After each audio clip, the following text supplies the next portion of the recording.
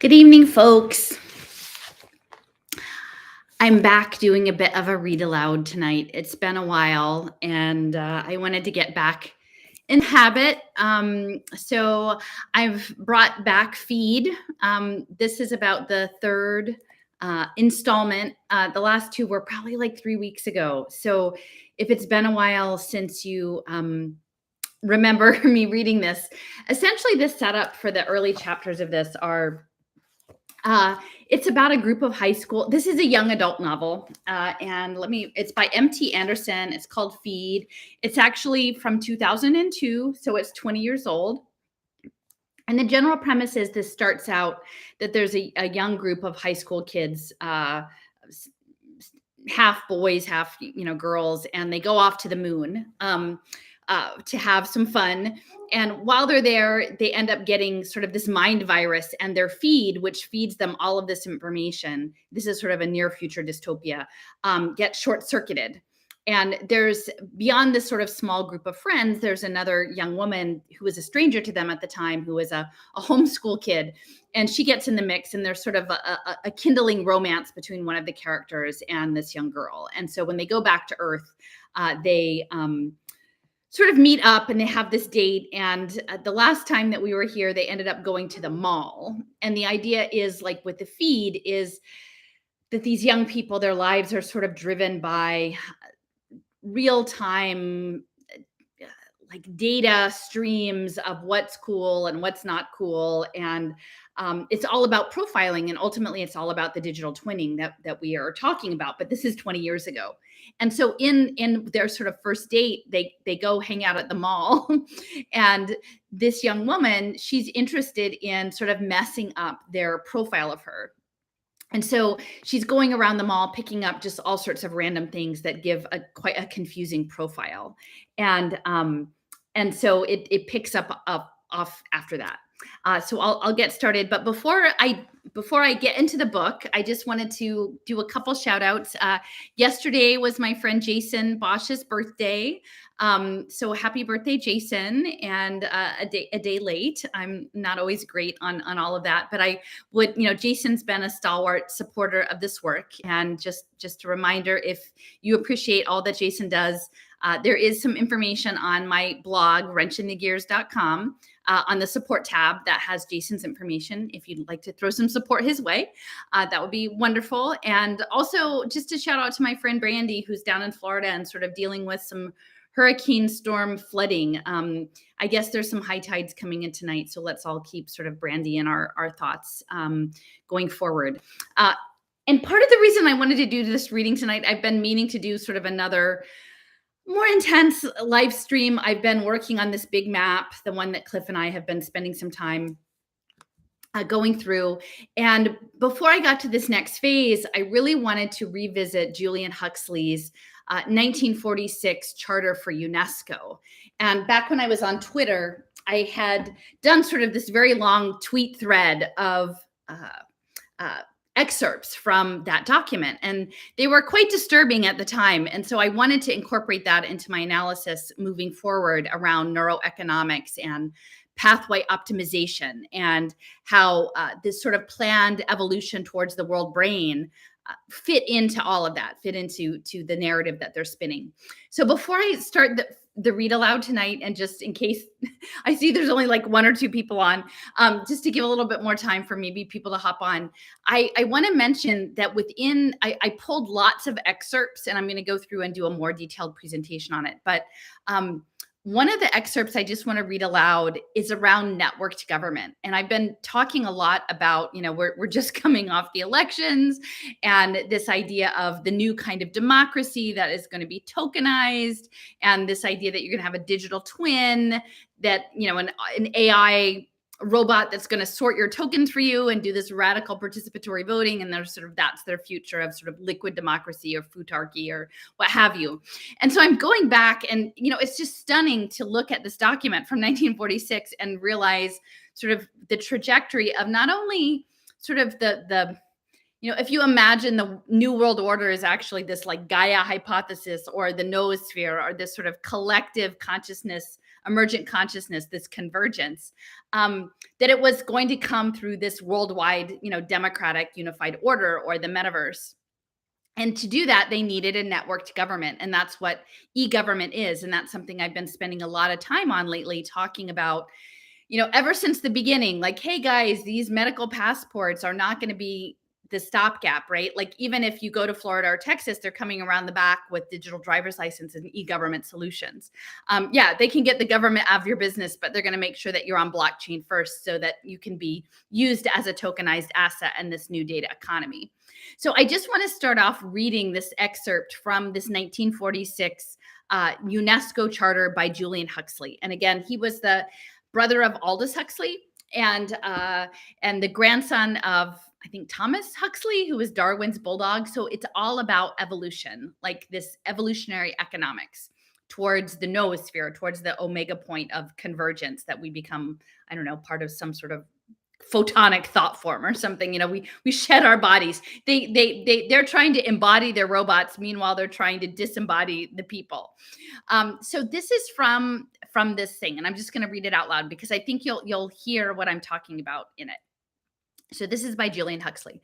A more restricted problem in which biological analogy is important is that of social organization in general, and the machinery of government in particular. So the machinery of government.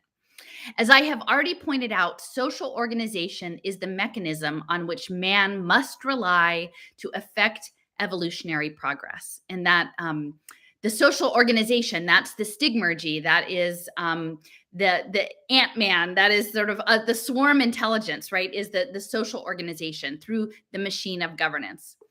And government is the central part of this mechanism. As the problems of government grow more complex, so must the machinery for dealing with them. In general, the problems are similar to those which beset a higher animal and are met by the means of its central nervous system. So picture the central nervous system being blockchain, right? A higher vertebrate must coordinate the activities of its various organs and adjust the claims of its different innate impulses. So that's regulation, that's homeostasis. It needs mechanisms for providing information about its environment, especially about changes in it, for correlating different kinds of information, and for storing experience and profiting by it. And for me, that's very much like this interspecies currency, right? And the sensor networks in the outside-in robot. Mutatis mutandis, these are the problems of a modern society, but of course with the basic difference that the individual human being has claims quite other than those of the single cells or organs of the animal body. And that's sort of the hive mind, the slime mold, the social insect sort of model is what they're saying, that we're a step up from the social insects. Furthermore, as we trace the evolution of higher from lower vertebrates, we find the organization of the brain growing more complex, and doing so in particular ways. Putting the matter in somewhat oversimplified terms, we may say that a series of conducting centers is introduced. That's like sensors, one above the other in a hierarchy, each conducting the messages from the centers on to the next lower level. So those are these broad sensor networks. Finally, in man, the highest element in the hierarchy, namely the association centers of the cortex, bring impulses and messages of all kinds into relation in a way much more full and flexible than is done in any of the lower centers or any of the lower animals. It would be the greatest interest to bring together some of the world's leading comparative neurologists with a group of experts in administration to see how far the study of what we may call the machinery of government in the animal body can help us in solving the same problem in the social plane. And so they're looking at neural networks, right? I mean, this is 1946, so this is pre sort of AI neural network fabric, but they're already applying those theories to that. And so that's really important. And I think that's very much part of the Macy conferences and cybernetics. Cybernetics is governance, right? Kubernetes. And that is the dome of domination.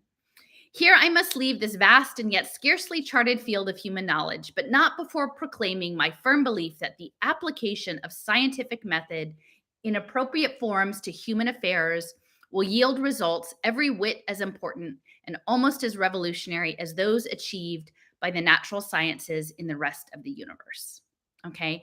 So to me, when I hear scientific method applying to human affairs and society and governance, to me, that's is very much what works government, evidence-based solutions, open data government, what works cities, smart cities.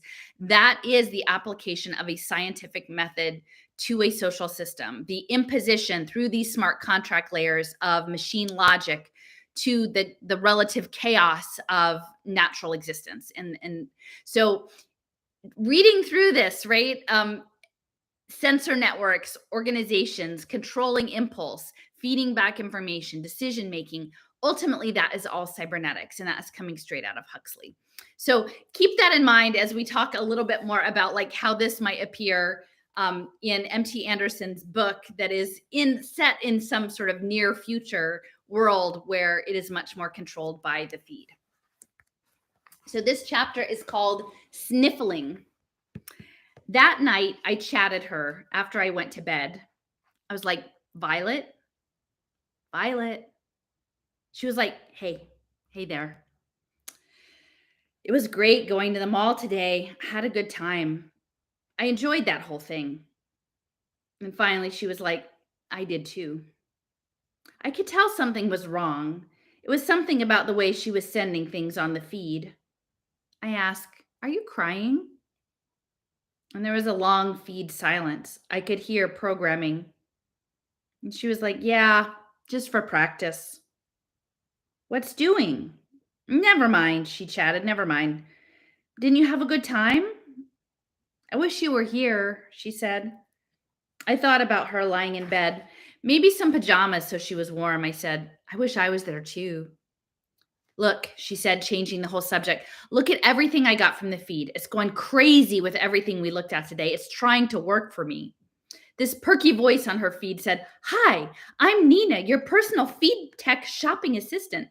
Are you tired of that gross out smell in your mouth? Try Fresh Gorge Glottal Deodorant. Your boff will thank you big time. Hey, Violet Dern, what a skip kind of day you had. You go shop, girl. Here's some more great info about all the brag stuff you ask about.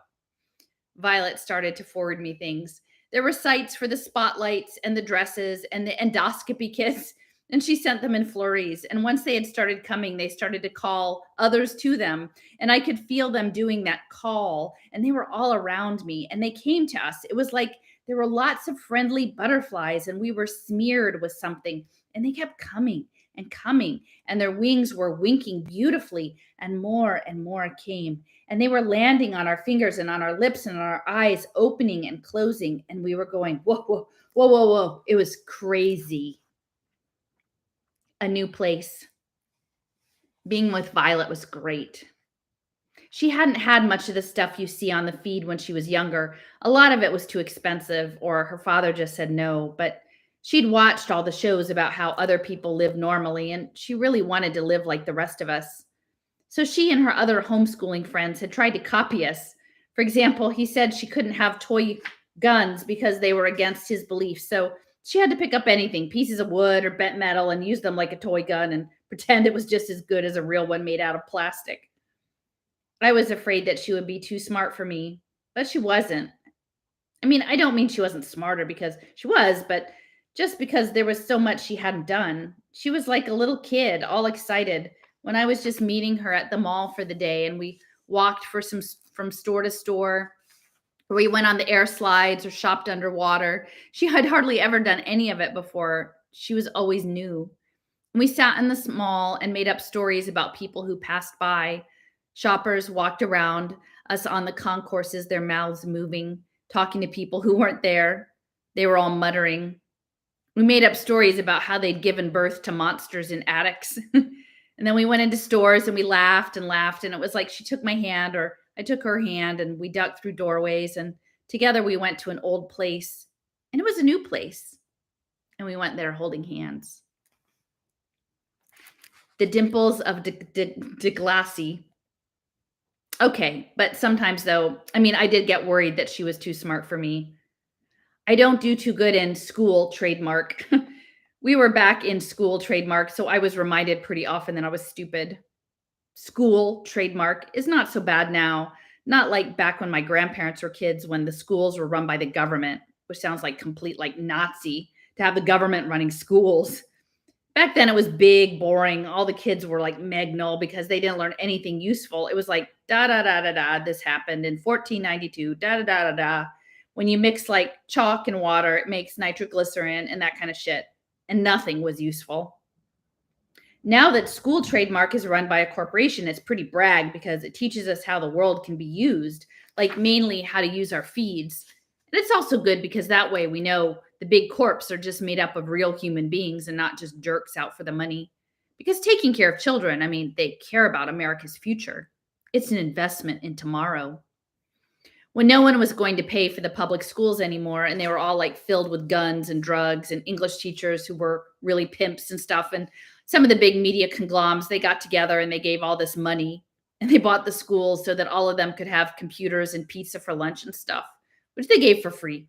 And now we do stuff in classes like how to work technology and how to find bargains and what's the best way to get a job and how to decorate our bedroom. Oh my God. Okay, it was still hard.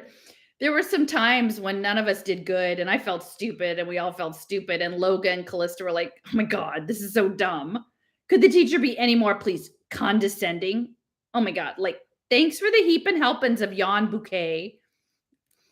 And I sat there with my palms pressed into my forehead, thinking about Violet at home being smart. And I would think about some conversation we were having where I was dumb, like she was always reading things about how everything was dying and there was less air and everything was getting toxic.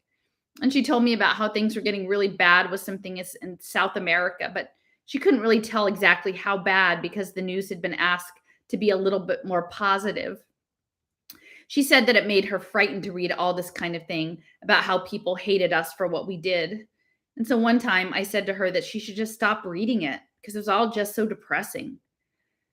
And she was like, "But I want to know what's going on." So I was like, "Well, then maybe you should do something about it. I mean, it's a free country. You should do something." And she was like, "Nothing's ever going to happen in a two-party system." She was like, "Da da da da da. Nothing's ever going to change.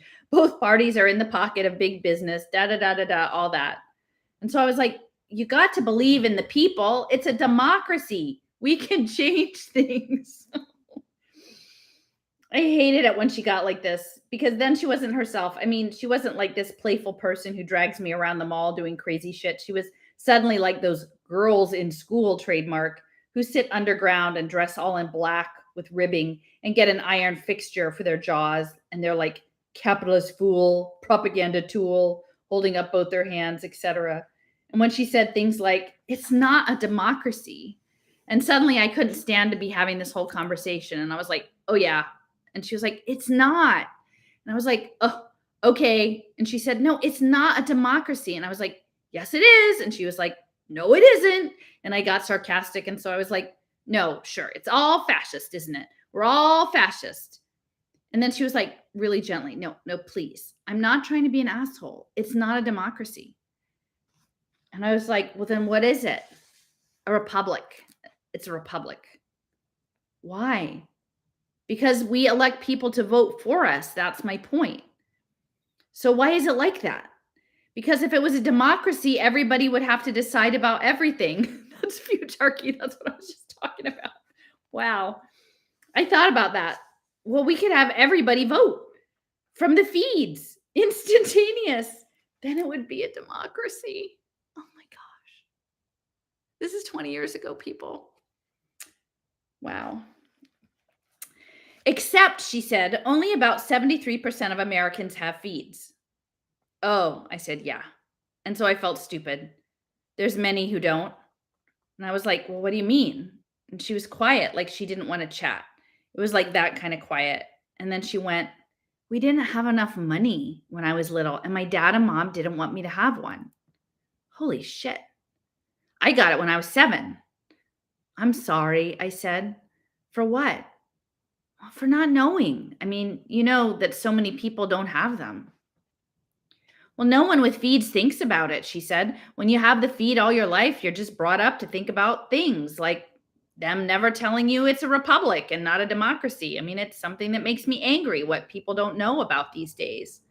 Because of the feed, we're raising a nation of idiots, ignorant, self centered idiots. And suddenly she realized what she had said, that she just called me a self centered, ignorant idiot. And she stopped and she started stumbling all over her words. And she was like, I didn't, I mean, it's not important, but just, I believe, and so on. And I sat there and I watched her. And I could tell I was liking to watch her trip up over her words while I was doing this angry face. So I didn't have to move my mouth or chat her or anything. And I just sat and she felt bad. And then she even chatted me, I'm sorry, which was bad because it showed that we both knew that I was stupid. And then I looked away and she put her hand on my arm, which was the worst because it was the consolation prize. That night when I got home, I was looking out the window being sorry, and my mother was like, "What's wrong?" And I didn't answer for a while. And finally I said, "Do you think I'm stupid? I mean, am I dumb? You're a non traditional learner." Smell Factor said, "No, he's not. He's dumb." And my mom asked, "Is this about Violet?" No. Come on. Is it about her? Because she shouldn't make you feel stupid. That's not good. Mom, it isn't about her, okay? She should be proud of you. I didn't want to say anything. I didn't want my mom to think Violet was a snob. Violet wasn't a snob. I was just dumb. My mother came over and said to me, "You're a wonderful boy, and I'm your mom. But I can say that you're a wonderful boy, isn't he, Steve?" And my dad was conked out on the table going over the news on the feed, but he pulled himself up and he was like, she was like, "Isn't he a wonderful boy?" And my dad was like, "Sure, yeah, yeah." And my mom was like, "You're handsome as a duck in butter." Handsome as, I haven't heard that one before. Where does she live anyway? My dad asked. I don't know, like 200 miles from here? I've never been there. Why? Just asking. You're a catch, said my mother. You're pewter. And that was no help at all.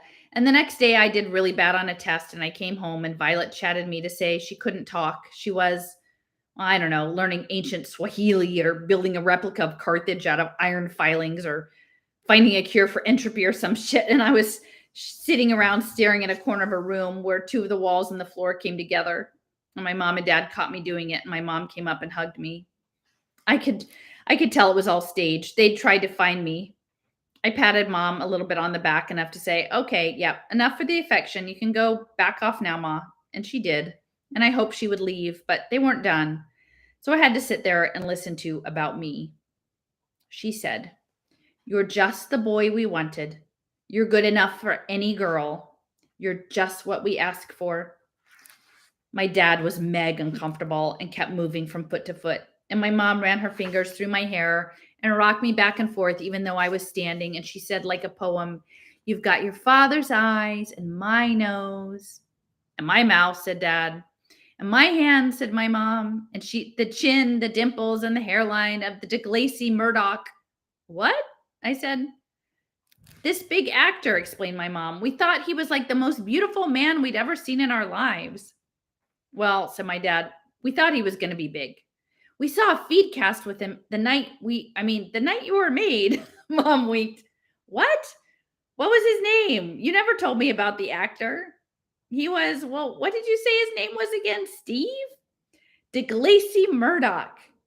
"DeGlacy Murdoch," said my mom, kind of smoothing things over. "That's right. And he thought he was the most beautiful man we'd ever seen. And so after the movie, we went right to the conceptorium and we told them, we want the most beautiful boy you've ever made. And we want him with my nose and his dad's eyes. And for the rest, we have this picture of DeGlacy Murdoch."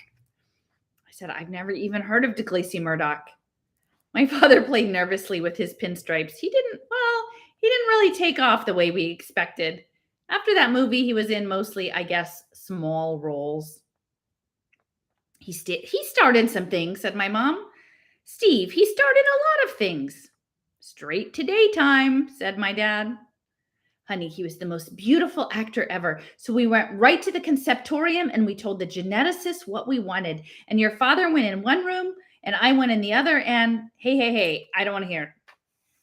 You know what he was in, said my dad. Remember Virtual Blast? He played the 5th Navy SEAL with the croup, coughing. He was in the feature with all the crazy utensils, said my mother. A few years ago, that one, he was the doorman in the pillbox hat. I had already pulled up a list of his feed features and I was going over them, and none of them got any more than 2 stars. My parents were checking my feed and I could feel them prodding it. And my mom was like, it doesn't matter what he was in. She chatted something to my dad. So he was like, no, that isn't the point. What we're talking about, said my mother, is how handsome you are and how brave you are. We've decided that you've been through a lot, said my father. You've been very brave, my mother repeated. Yeah? I said, I just fell down. The guy touched me and I just fell down. You were very brave, said my father. We decided you needed a little cheering up, said my mother. And I started to feel a little better, and I could feel their feed shifting towards some common point, some kind of banner they were pulling up. We've decided to get you your own up car, said my mother. You can pick it, said my dad, within certain limits. Oh, God, I said. Oh, God. Oh, Mom. Oh, shit. Holy shit. Are you kidding? You're like the best mom and dad ever. We're not kidding, said my dad. Here's the banner. And it unwrapped in my head.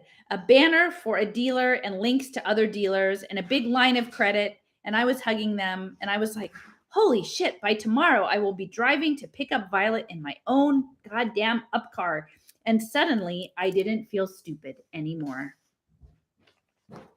And when they have these dots, I think these are sort of like advertising things. ... What the president meant in the intercepted chat, this was nothing but a routine translation problem. It has to be understood that when the president referred to the prime minister of the Global Alliance as a big shithead, what he was trying to convey was this was an American idiom used to praise people by referring to the sheer fertilizing power of their thoughts. The president meant to say that the prime minister's head was fertile, just full of these nutrients where ideas can grow, and it really was a compliment. And we should say again that any attempt to withdraw the alliance's diplomatic presence from American soil will be taken as a sign of ill will, and we are likely to respond with the most strident ... Lift. My father took me to test drive up cars on Saturday, and I tried a lot of them in the feed sim, but it's not the same as actually driving them. And you should always test drive a vehicle before purchasing it because you never know what unexpected factors will come into play. For example, I discovered that the Ilia Cloud had a windshield that was kind of the wrong height for me, and I didn't like the dashboard arrangement of the Dodge Cormorant. We picked up Violet at the mall and took her with us. Both she and me were really excited by the whole thing, and we were chatting really fast the whole time about what color to get and whether red was too cheesy or whether it was autumnal, which is what she said. We took them out to test drive with my father sitting next to me. He'd be chatting with someone somewhere else while I drove, and he'd be looking over the window and wincing whenever Violet or I were talking out loud. He had trouble thinking and hearing at the same time. When he was done chatting, he'd ask me a question out loud like, how's she feel? And Violet would tell me, resist the feed, look into ox carts. Yeah, thanks, Violet, my father would say. We're having some serious decision flux here. He'd ask me, what do you think? And I'd tell him about the handling or the lift. And Violet would say, how about a howdah? Dad asked, what's a howdah? A seat on an elephant back. Great, thanks. Me and Violet walked up and down the rows of up cars, and I was thinking about the Swarp and the Dodge Griffin. The Swarp didn't have as much room in the back. It was a little sportier. The Dodge Griffin had the larger back seat for your friends and shit, but it was a little lumbering. So here was the decision. Dodge was bannering me with driving, and all of these people in bikinis stuffed into the car with me, this big party. And it was with a beach ball too. Like I could see the scene. And Nanjen, who made the Swarp, was showing me a romantic drive through the mountains with just me and Violet, who they got pretty much right, except they made her taller with bigger boobs and they made her cheeks kind of sparkly in a way that if it were really happening, I would try to wipe it all off with a face cloth. I didn't know which to choose because if I got an up car that was too small, then Link and Marty might be like, "Well, we'll take my car instead. More of us can fit in." And then I would have spent all these hundreds of thousands of dollars for nothing. But if I bought the Swarp, it was a little more sporty, and that might be brag because the Dodge Griffin was maybe too family. "So you're getting this as a reward for being in the hospital?" Violet asked. "I guess. A little present from mommy and daddy?" "Yeah, they're buying it." She thought about this for a minute and then she shook her head. "You're lucky." "Are you saying I'm spoiled?" "No. It seems like that's what you mean." "No, that's not it. I mean, I thought for a second and said, 'So what is it?'" "Nothing. Look, it's like a reward. I'm going to turn in evidence in court and everything. I mean, you are too, but we're having to go to court against that guy. We should be getting something for that. We deserve it." And she looked at me strangely. "What?" I said. "No one's told you?" I waited. Her eyebrow was arched. And finally, I gave in and said, "No, no one told me what." "We're not going to court." "We got out of it?" "My dad was trying to get us out of it." "He didn't need to. The guy was dead." "What? How?" "He died a day after we went into the hospital. Contusions, broken skull." "What are contusions?" I looked it up. "Oh." "He was beaten to death at the club. We saw it. The police, remember? They beat him over the head." She reached out and took my arm. My father walked us across the pavement, waving. The plastic flags were flapping in the artificial wind while music came out of heaven. I bought the Dodge. That night, we all had dinner together, my family and Violet. My dad was real proud of me and he drove home behind me. Can you believe it? That shit? Our own son with his own up cart. I couldn't stop smiling. Yeah, I was like, Smeg brag. My mom smiled at me. Smell Factor wasn't listening to anything. He had some crappy kid's music show blasting in his feed so loud, his and his nerves were probably shot. He had a bunny plate and was making something with his burrito. "Are you going to take Violet out in it?" Mom asked. "Tomorrow. She and me are driving out to like the country. She wants to go for a walk. I'm picking her up." I couldn't help grinning like a shithead again. Violet smiled back at me. "There's a forest," said Violet. "It's called Jefferson Park. We're thinking about going either there or out to beef country." My dad nodded. "It'll have to be beef country. The forest's gone." "Jefferson Park?" He nodded and then squinted while he clawed something off the roof of his mouth with his tongue. He told us, "Yeah, Jefferson Park, yeah, it was knocked down to make an air factory." "You're kidding," said Violet. "Yeah, that's what happened," said Dad, shrugging. "You got to have air." Violet pointed out, "Trees make air," which kind of worried me because I knew Dad would think it was snotty. My father stared at her for a long time, and then he said, "Yeah, sure. Do you know how inefficient trees are next to an air factory?" "But we need trees." "For what?" He said. "I mean, they're nice and it's too bad, but do you know how much real estate costs?" "I can't believe they cut it down." Mom said to Smell Factor, "Hey, stop playing with your food." Smell Factor was headbanging with the feed music and turning his bunny plate around and around with his pudgy little fingers. My father told him, "This is dinner together. That means family networking and defragging time." "They cut down Jefferson Park? That's so corporate." My father nodded and smiled at her with this Meg condescending smile on her face and was like, "Dude, I remember when I was like you. You should grow up and be I don't know, a clean air worker or something. Don't lose that. But remember, it's about people. People need a lot of air." For a minute, we all ate without saying anything. Violet looked either angry or embarrassed. I chatted her about being sorry for what Dad said, but she didn't chat me back. I thought Dad was being kind of a jerk to Violet. I wanted to say something something that would be, something about how she was more right than he was. And I said, "Hey, Violet told me we're not going to court."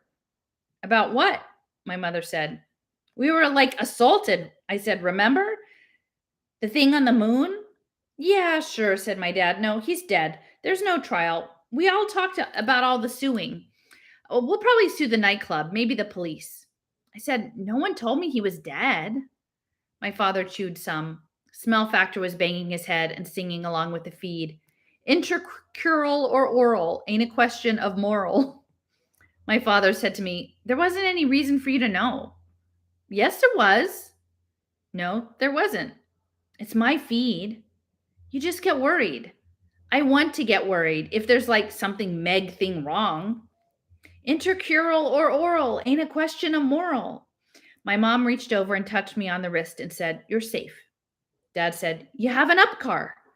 The lunatic is dead, said my mother. There's nothing to worry about.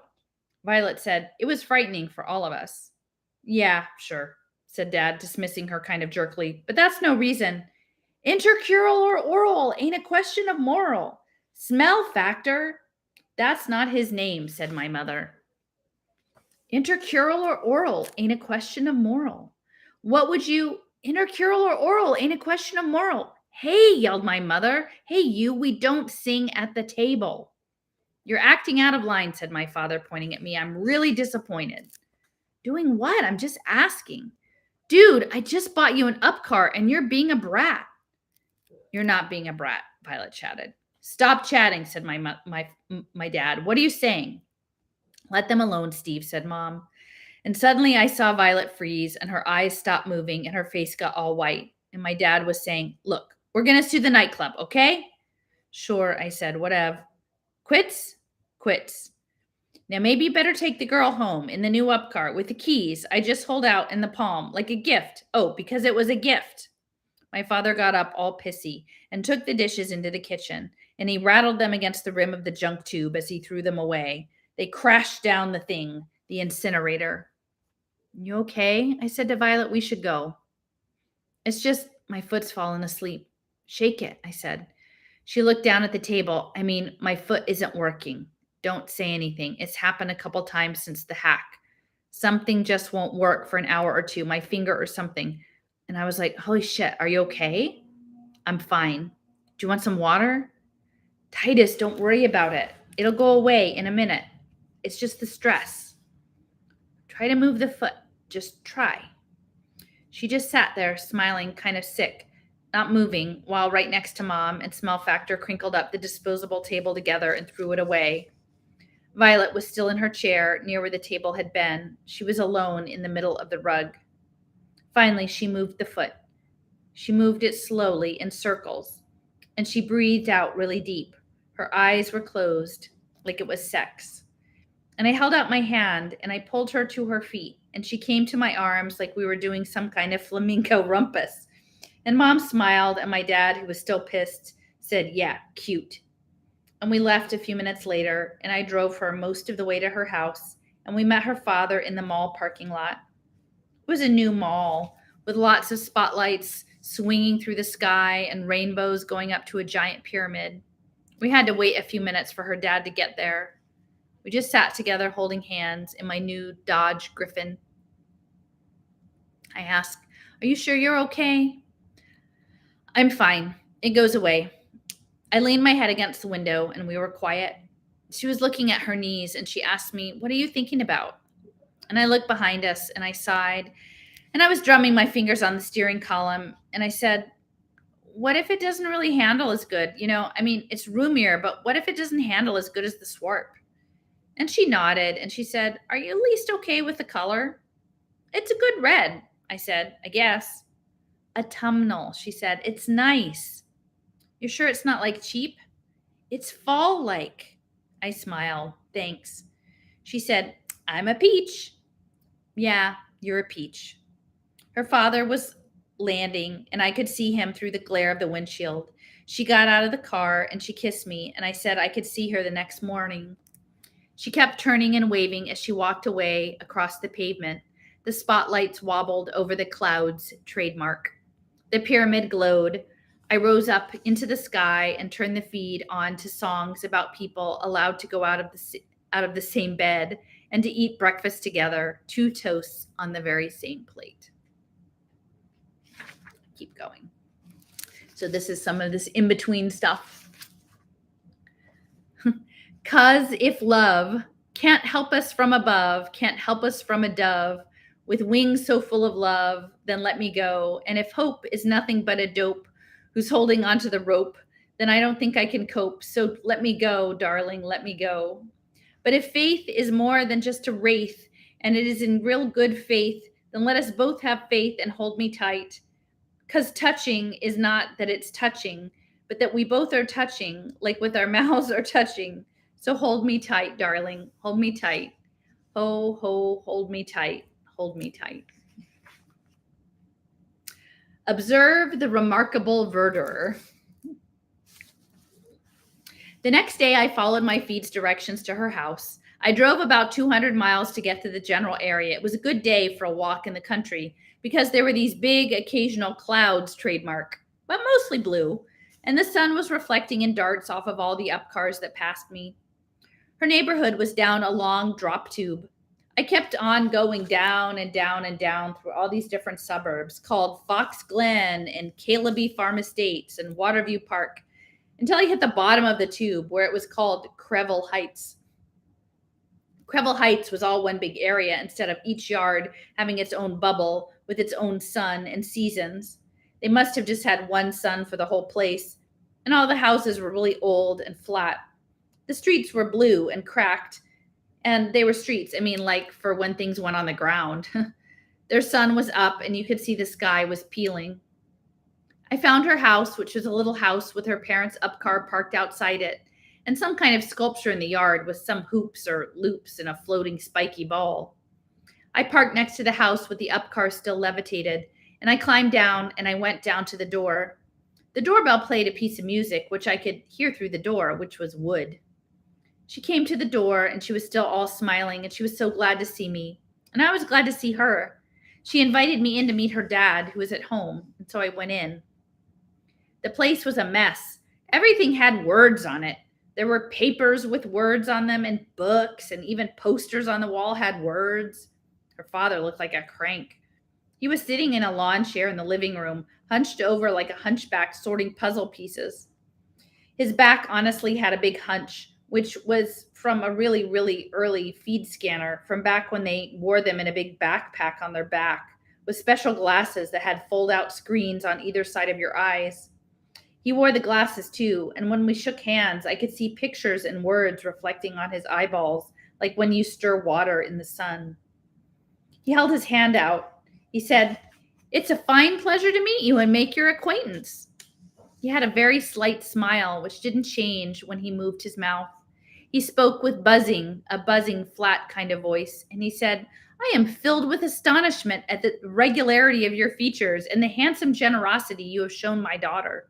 The two of you are close, which gladdens the heart, as close as twin wings torn off of the same butterfly." Violet said, "You can see why I don't take him out in public much." The sarcasm of my daughter notwithstanding, it is nonetheless an occasion of great moment to meet one of her erotic attachments. In the line of things, she has not brought them home, but has chosen instead to conduct her trysts at remote locales, perhaps beach huts or oxygen-rich confabulatories. The surprising thing is, said Violet, when he flunked out of charm school, it was because he couldn't learn the minuet. She meets them at the drama, I presume, or speakeasies. Why don't we leave? Violet suggested, while my last shred of dignity is still at least as big as a thong. And I was like, "Well, it was real good to meet you." I said, "We're going out into the country for the day. I'll take real good care of her." I was like trying to be like a man to another man, like responsible. And he nodded and he flattened his hand and lifted off with it like it was a Dodge Griffin, and he was making the engine noise, and then he flew his hand towards some books and landed it. He made these chirpy noises like the windows rolling down, and he said in a high-pitched voice, like a teensy-weensy kind of voice, "Ooh, observe the remarkable verdure. Little friend, I am a master of all I survey." And I nodded. Violet had the door opened. We went out and climbed into the Griffin, and we pulled on our seatbelts. "Wow," I said. "Yeah." I lifted us off, and we floated down the street. He's something. So far as my social life goes, what strikes me as a good idea is leaving him in the basement, wrapped in a cocoon of pink insulation. I didn't understand a single thing he said. He says the language is dying. He thinks words are being debased. So he tries to speak entirely in weird words and irony so that no one can simplify anything he says. We turned a corner. Where's your mom? I ask. Probably in South America, Violet said. She likes it warm. Are they divorced? They were never married. Your life, it must be kind of strange. Meaning what? Just, well, it's not the things most of us do. Oh, sorry. I have to stop for a second. How do I get this out? Can someone, oh, shoot. Oh,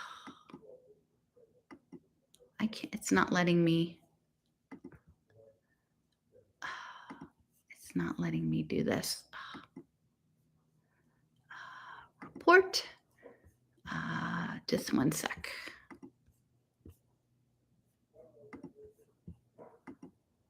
Report.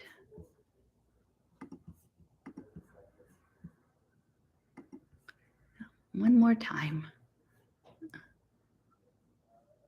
Is this one right? Sorry about that. Okay, there we go. I don't know all that mod stuff, so we'll just keep going. Okay, done with the sexy girls. All right. So they were never married. She's in South America. She doesn't do the regular stuff. Just is not the things that most of us do. No, she said, like she wanted to change the topic. And so I hit the drop tube and we fell up. A day in the country. We flew for an hour or so out into farm country. And while we flew, she told me the story of her family, which was that her mom and dad met when we were in grad school and decided to live together as an experiment in lifestyle and had her. And then everything was fine for the first few years. But when she was about 6 or 7, her parents started fighting like all the time and yelling all the time and stuff. And her mother ran away. And I asked her if that was when her father started to get like he was. I mean, hard to understand. And she said he was always hard to understand. But after her mother left was when he started to get completely like he was. She played me some saved memories of him lecturing. He was pacing up and down through the lecture hall saying, in the 90s, the older programming languages, with the emphasis on neoclassical, even Aristotelian logical structures, gave way to object-oriented interactive structures. His shoes scraped along the tiled floor. He looked at all his students in the eye like he was challenging them to a fight. He leaned toward them and said, in the object-oriented programming, discrete software objects interfaced more freely in a system of corporate service provision that mirrored the emergent structures of late capitalism. Who the hell knows what he meant? But suddenly he seemed kind of powerful, like someone who shouldn't necessarily be wound up in a cocoon of pink insulation and hidden in a basement somewhere. He was like a different kind of guy.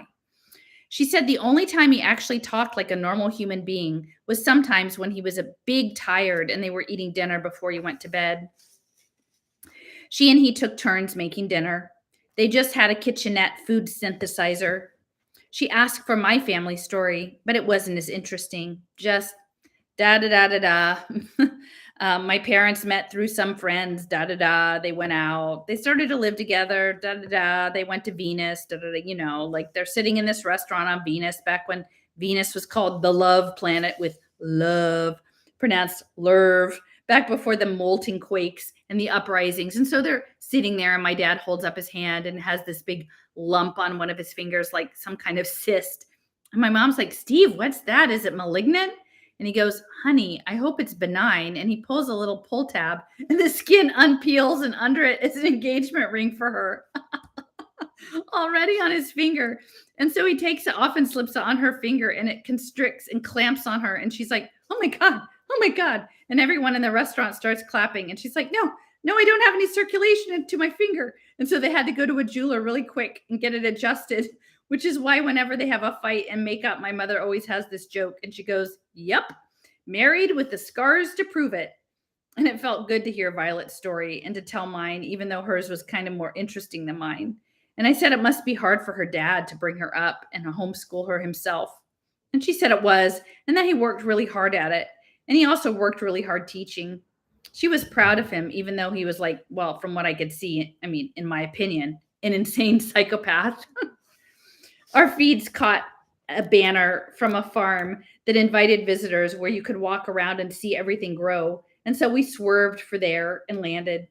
There weren't many other people there that day. And so we were almost all alone while we walked around. It was real peaceful. And we walked along holding hands and our elbows rubbed too. And Violet wasn't wearing sleeves, so I could see the little frowns made by her elbows. It smelled like the country. It was a filet mignon farm, all of it. And the tissue spread for miles. Oh, the tissue spread for miles along the paths where we were walking. It was like these huge hedges of red all around us with these beautiful marble patterns running through them. They had these tubes and they were bringing the tissue blood, and we could see the blood running around up and down. It was really interesting. I like to see how things are made and to understand where they come from. This is 20 years ago. Oh, God. Filet mignon farm out of tissue. Oh, okay. It was a perfect afternoon. They had made part of it into a steak maze for tourists, and we split up in the steak maze and tried to see who could get to the center first. We were like running around corners and peeking and diving, and there were these mirrors set up to confuse you. So you'd see all this non-existent beef hallways, and we were like big laughing, and we'd run into each other and growl and back away. And there were other tourists in the steak maze too, and they thought we were cute. And then we sat and we had some cider donuts that we bought at the farm stand. And we got some that were plain and some that were cinnamon. And I liked the cinnamon better. Violet said that it was important to start with the plain. So the cinnamon seemed, more like a change. And she said she had a theory that everything was better if you delayed it. So she had this whole thing about self-control, okay, and the importance of self-control. For example, she said when she bought something, she wouldn't let herself order it for a long time. And then she would just go to the purchase site and show it to herself. And then she'd let herself get fed the sensei sim, like she'd let herself know how it would feel or what it would smell like. And then she would go away and she wouldn't look for a week. And then she would go back finally and order it, but only if it was on back order and wouldn't be shipped immediately. And then finally, when it was ready to ship, she'd be like, oh, hey, I don't want it shipped hour rate. I want it slow rate. And so it would take like 3 days to get to her. And then she'd leave it in the box. And finally, she'd open the box just enough to see like the hem of the skirt or whatever. And she would touch it, just knowing that it was hers. And she would run her fingers along it, kind of delicate, just along the edge, not even really letting herself touch it completely, just gently with her fingertips or maybe the back of her hand. And she would wait for days until she couldn't stand it anymore. And then she would take it out and try it on. At this point, I was completely turned on. And so I wanted to get more donuts, but it was this debate between getting more donuts, which were like really good donuts, but not being able to stand up because I had a complete prong. And so we went for a while and we were where we were, and I flattened out the donut bag with my hand on the tabletop, and you could tell how good the donuts were because they left a clear ring on the paper. And later we went and climbed up an observation tower over the farm, and it was getting to be sunset, and so it was meg pretty. And we were sitting side by side with our legs swinging on the wall of the tower, and the clouds, trademark, were all turning pink in front of us. And we could see all these miles of filet mignon from where we were sitting, in some places where the genetic coding had gone wrong. And there in the middle of the beef, the tissue had formed a horn or an eye or a heart blinking up at the sunset, which was this brag red and which hit on all those miles of muscle and made it flex and quiver with all these shudders running across the top of it. And the birds were flying over, crying, kind of sad, maybe seagulls looking for garbage.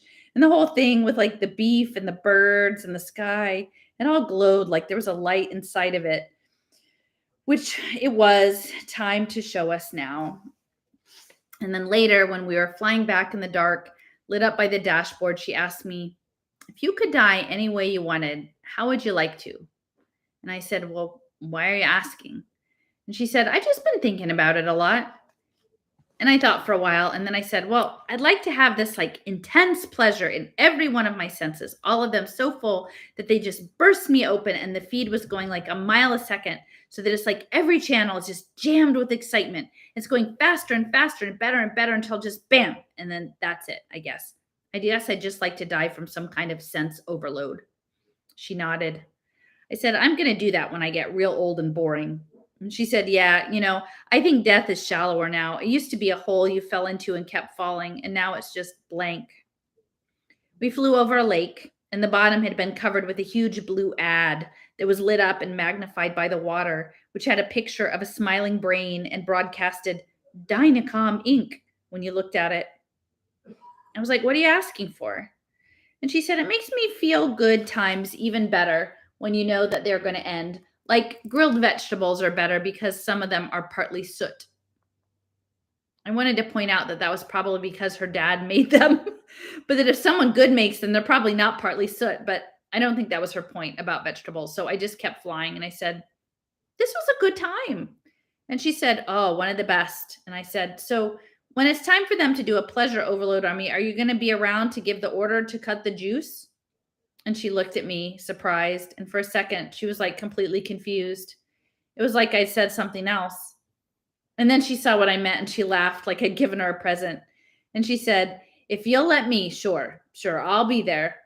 And she leaned over really sudden and kissed me on the cheek. And then she whispered, I'll be the first one, Dumpling, to pull your plug.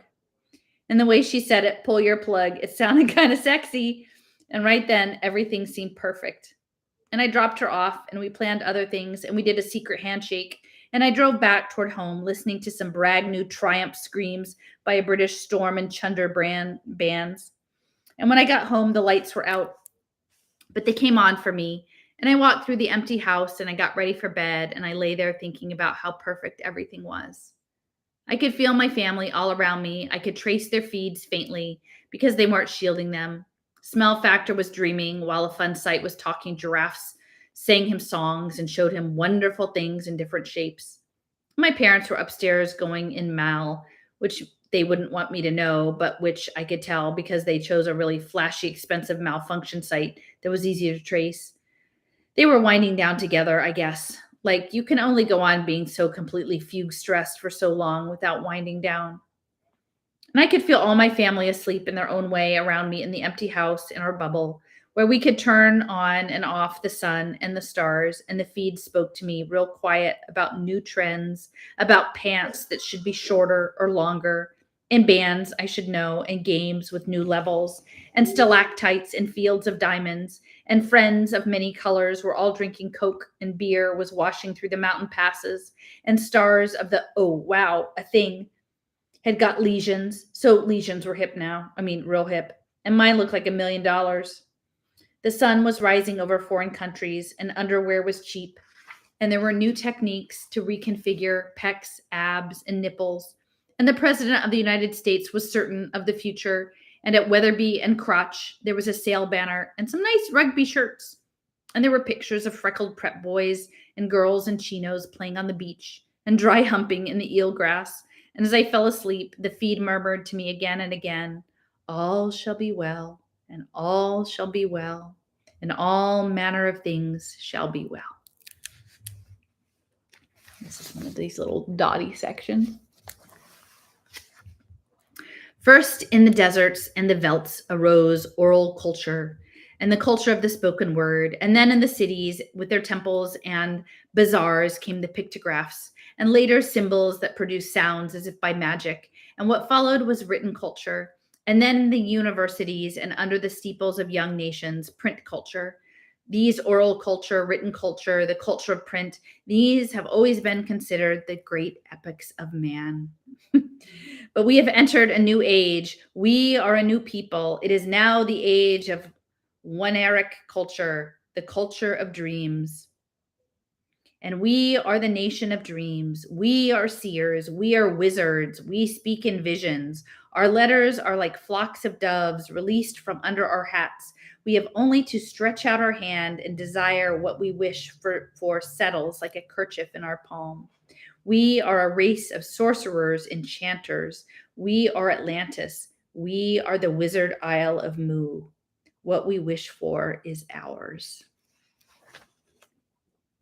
It is the age of Oneric culture, and we, America, we are a nation of dreams.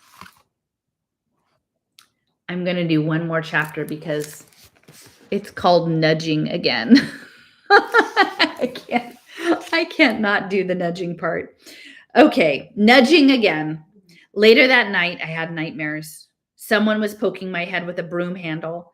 They tried to put it in like an ear, and they said, whispering makes a narrow place narrower. And then they came all these pictures, and I was seeing all over the world, and there were explanations. But I was still asleep, and I couldn't figure them out. I mean, I saw khakis that were really cheap, only $150, but I didn't like the stitching. And then I saw them torn, and then there was blood on them, and there was a riot on the street, and people screaming in some other language. And they were in khakis or jeans and t-shirts, and they were throwing stones and bottles, and the police were moving on horses, and a man in the crowd waved a gun, and then the firing started. They were in front of factories, and clouds of gas drifted through them, and the American flags, and they were burning, started to spark big, and the gas got darker and darker, and the people sped up like a joke, grabbing at their necks and waving and sitting and slapping the ground, and then they fell down.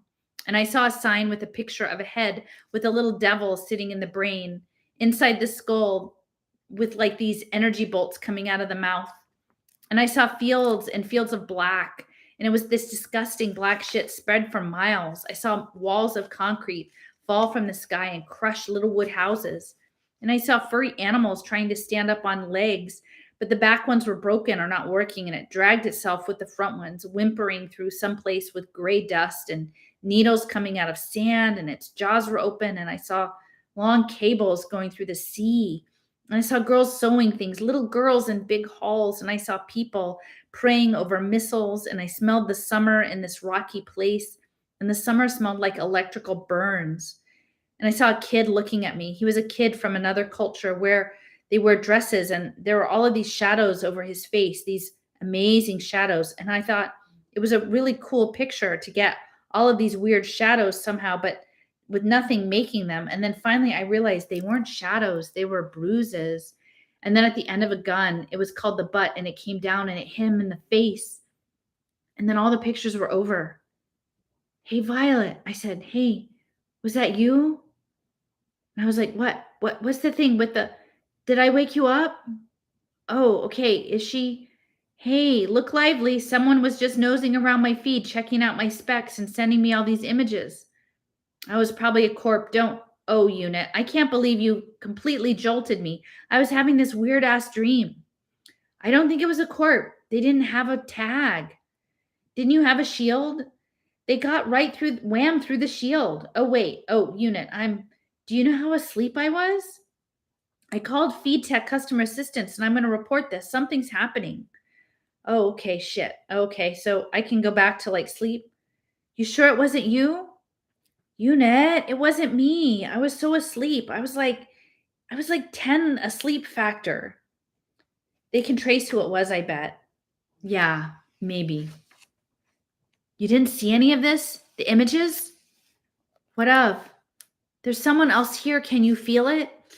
Who? Someone else. They just stepped in just a second ago. A voice said, hi, this is Nina from Feed Tech Customer Assistance. Thank God. Are you tired of the same old shoulders? Why not try extensions? And Violet was like, someone just approached my feed. They were checking the specs and stats. And what can I do to help you this morning?